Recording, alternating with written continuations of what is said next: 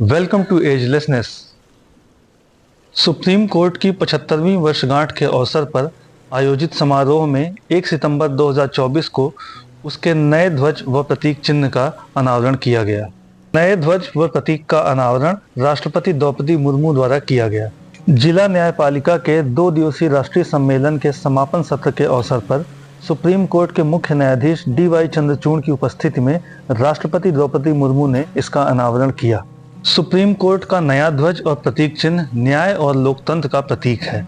नए ध्वज में अशोक चक्र, सुप्रीम कोर्ट की बिल्डिंग और भारत के संविधान को दिखाया गया है।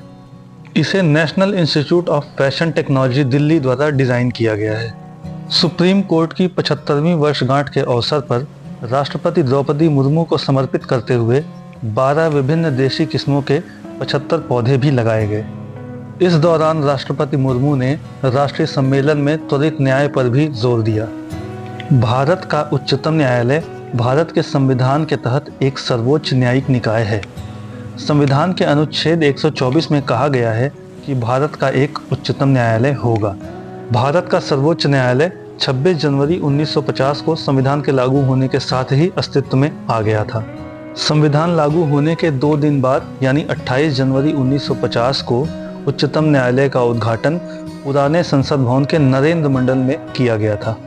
ये वही स्थान है जहां पर 1937 से लेकर 1950 तक भारत संघ न्यायालय कार्यरत था। तब से लेकर 1958 तक भारत का सर्वोच्च न्यायालय पुराने संसद भवन में ही कार्यरत रहा। 1958 में सर्वोच्च न्यायालय को स्थानांतरित करके तिलक मार्ग नई दिल्ली में स्थित वर्तमान भवन में लाया गया। भारत के प्रथम राष्ट्रपति डॉक्टर राजेंद्र प्रसाद ने 4 अगस्त 1958 को भारत के उच्चतम न्यायालय के वर्तमान भवन का उद्घाटन किया। भवन का आकार न्याय के तराजू की छवि को दर्शाता है। भवन की केंद्रीय विंग तराजू की मुख्य बीम है। उच्चतम न्यायालय की कार्यवाही अंग्रेजी में संचालित होती है।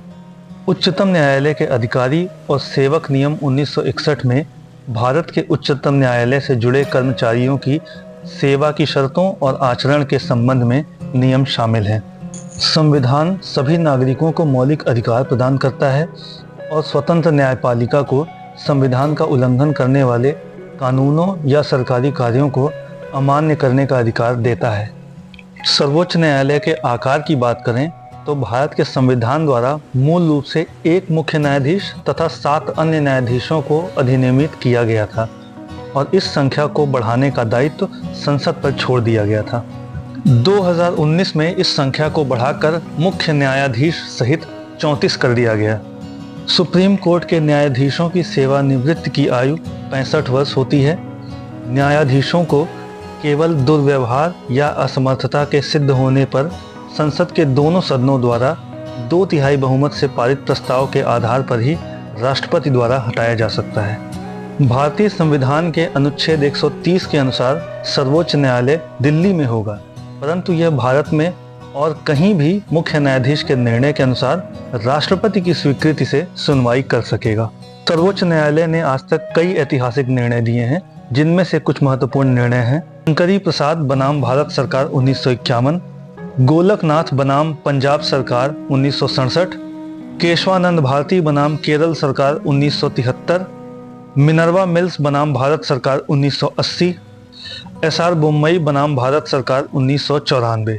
इस प्रकार सर्वोच्च न्यायालय स्वतंत्र भारत के सबसे महत्वपूर्ण संस्थानों में से एक है, जिसने संविधान की प्रस्तावना में निहित सामाजिक, आर्थिक एवं राजनीतिक न्याय सुनिश्चित करने में महत्वपूर्ण भूमिका निभाई है।